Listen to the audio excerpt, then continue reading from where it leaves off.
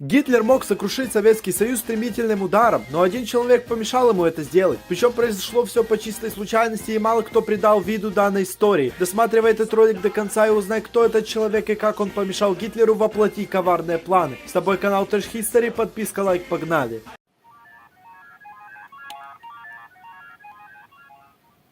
23 августа 1939 года был подписан пакт о ненападении между СССР и Третьим Рейхом. Подписанный договор являлся следствием того, что интересы коммунистов и нацистов на тот момент были общими. Пусть эти фракции являлись врагами друг другу. Гитлер и Сталин хотели расширить свои сферы влияния как можно глубже по свету, и потому условно разделили восток Европы между собой, согласно секретному протоколу. И пусть сейчас многие историки считают, что СССР и Германия хотели таким образом заключить союз между собой, по факту о нем не могло идти речи, так как Гитлер еще до прихода во власть хотел захватить СССР вплоть до реки Волги, о чем писал в своей любимой книге «Mein Kampf». А Сталин желал перевооружить свою армию и сокрушить Германию, поставив там свою марионетку. И в этот момент СССР, в отличие от Германии, испытывал огромное отставание во многих отраслях, а особенно в области технологий. Эта проблема вкупе со сталинскими репрессиями понизила боевой дух Красной Армии до минимального уровня. И многие современники того времени отмечали, что любой внешний враг Советского Союза сможет сокрушить страну, и причем довольно быстро. Потому любой договор о ненападении был жизненно необходим советскому государству, чтобы хоть как-то противостоять внешним врагам, коими и являлись на то время нацисты. Гитлер не мог не осознавать этого и прекрасно понимал, что находится в выгодном положении, и уже с момента заключения договора о ненападении подумывал о разных планах сокрушения советского государства. Ведь пусть Советский Союз и был, как казалось для Гитлера, слабым врагом, это государство все равно стояло костью в горле для нацистов, создавая для них весомую угрозу. Потому подготовка к уничтожению СССР была и происходила довольно быстро. Вопрос о начале войны между двумя, как казалось тогда, союзниками уже давно решался и мог закончиться в ближайшие годы. Что Гитлер, что Сталин прекрасно это понимали, и каждый месяц того времени был на вес золота для враждующих стран. Ведь чем быстрее начнется война между СССР и Германией, тем больше у Гитлера будет шансов выйти с нее победителем, так как главный косяк Красной Армии, который заключался в ее технологическом отставании, решался довольно быстро путем форсированной индустриализации и поощрения науки на местах, а боевой дух Красной Армии постепенно приходил в нормальное состояние, так как основной пик репрессий Сталина был позади. Потому рано или поздно, если оставить все как есть, то Сталин захватит инициативу в советско-немецком противостоянии, так как будет иметь больше ресурсов и огромный мобилизационный резерв с высокой мотивацией. Он сможет перестать опираться на пакт о ненападении и диктовать свои условия, с которым Гитлеру придется считаться.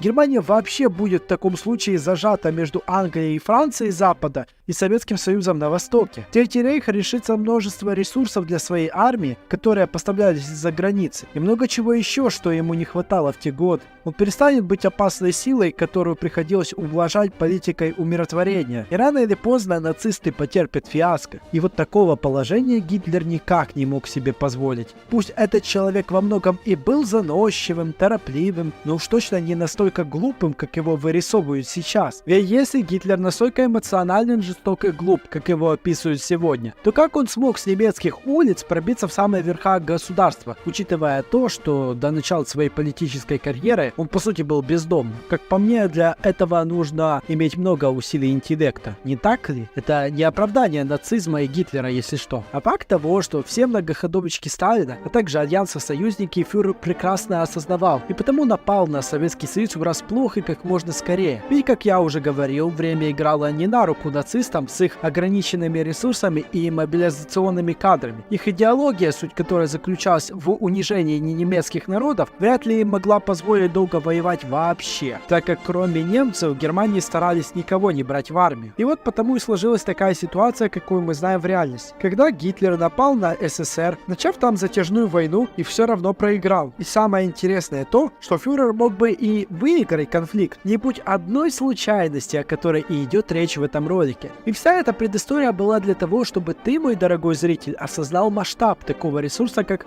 время для тех годов. Так вот, нападение на Советский Союз произошло 22 июня 1941 года. И, честно говоря, оно было довольно неудачным. До холодов оставалось меньше полгода, а зимнего снаряжения для солдат Третий рейх не предусмотрел, ведь это довольно затратно для такой огромной армии. Совершить быстрый марш до Москвы за полгода было довольно проблематично, ввиду плохих дорог в СССР и огромного расстояния до той же Москвы. Атаковать немцам стоило намного раньше, и такая атака как раз планировалась в начале весны 1941 года. Она даже объяснялась тем, что тогда советское государство не сможет собрать урожай на своих западных окраинах, что существенно осложнит ситуацию в стране. Без урожая зерна, которое и так было в дефиците, СССР не только не сможет прокормить простой народ, а еще и армию, то не позволит эффективно обороняться. Да и времени до наступления холодов будет куда больше, и блицкриг на Москву мог бы вполне оправдаться. Мир бы не был таким, как сейчас, и вряд ли бы союзники стали помогать СССР, так как было бы слишком поздно. И вот тут-то и возникает вопрос, почему же тогда немцы перенесли наступление на Советский Союз на более невыгодную дату? Что же мешало его сделать раньше и победить в конце-то концов? И вот тут-то ответ и кроется в той самой случайности, о которой мы говорим в данном ролике. И ее автором был человек по имени Бенито Муссолини, то бишь диктатор Италии. Ты сейчас, наверное, удивлен, ибо Италия в то время была союзником Германии, а не врагом. И вообще, зачем Бенито Муссолини мешать Гитлеру победить Советский Союз? А прикол в том, что Италия и не хотела мешать, но все равно сделала это, так как главная проблема Третьего рейха заключалась в уязвимости со стороны океана и моря. Регулярные бомбардировки немецкой промышленности, авиации союзников наблюдались всюду, и немецкие войска ничем не могли ответить на это, и по сути несли огромные убытки. Италия, вступив во Вторую мировую войну на стороне Гитлера и желая превратить все Средиземное море в некий аналог Маре Нострум, начала провальное наступление на врагов, тем самым угробив свою армию. В результате этого Гитлеру не просто пришлось отправить корпус Роммеля в Африку на помощь, тем самым сделав себе плохую шутку, а и бодаться с Грецией, которая каким-то чудом не просто вынесла итальянцев, а и начала наступление на оккупированную тогда Албанию. И акт помощи итальянцев не был проявлением какой-то там дружбы между диктаторами, а скорее необходимостью для Германии. Ведь если Италия потеряет свои колонии в Африке, то постепенно войска Великобритании и ее союзников доберутся до материковой Италии, и вот уже с ее территорий начнут непрерывно утюжить немецкие города в той же Баварии. Также это фактически отрежет нацистов от стран третьего мира, значительно ослабив их позиции в мире и существенно ограничив поставки ресурсов. Потеря Италии также создавала угрозу и ближайшему тылу, по сути заставляя врага находиться впритык к границам Третьего рейха. Потому защита Италии стала куда приоритетнее, чем наступление на СССР весной. И вопреки нежеланию Гитлеру пришлось проводить операции на Балканах и Африке, тем самым уничтожая и так свои маленькие силы. Вообще эти операции можно было бы не проводить, будь итальянцы более компетентнее в управлении войск. Однако их тоже можно понять, ибо по сути итальянцев заставляли воевать за интересы Гитлера. До сговора с Германией и неудачных реформ у Муссолини был огромный авторитет в Европе и собственной стране. Ему не было смысла воевать вообще, и многие военные кампании Италии были вызваны комплексом неполноценности Муссолини перед Гитлером. Ведь видя то, как половина Европы уже лежала под ногами фюрера, правитель Италии, желая повторить успеха, начал бездумно раскидывать своих солдат, не особо готовясь к войне. За это Дуччо заплатит жизнью в 1945 году, когда собственный народ его накажет. Но свою лепту в историю, особенно в конфликт между СССР и Германией, этот человек обязательно внесет. Замедлив планы Гитлера своей некомпетентностью, он позволил собрать основной урожай западных окраин Советскому Союзу и даже немного подготовиться к войне с нацистами, позволив выиграть время. И потому во многом Бенито Муссолини и создал тот самый случай, о котором и шла в речь в данном ролике, возможно даже подарив Сталину победу. Если же тебе интересно узнать больше о таком персонаже, как Бенито Муссолини, то подписывайся на этот канал и ставь плюс комментарий. А на этом я пока оборву ролик. Ставь лайк, подписывай на канал. Спасибо, что досмотрел до конца. Всего тебе доброго и до новых встреч.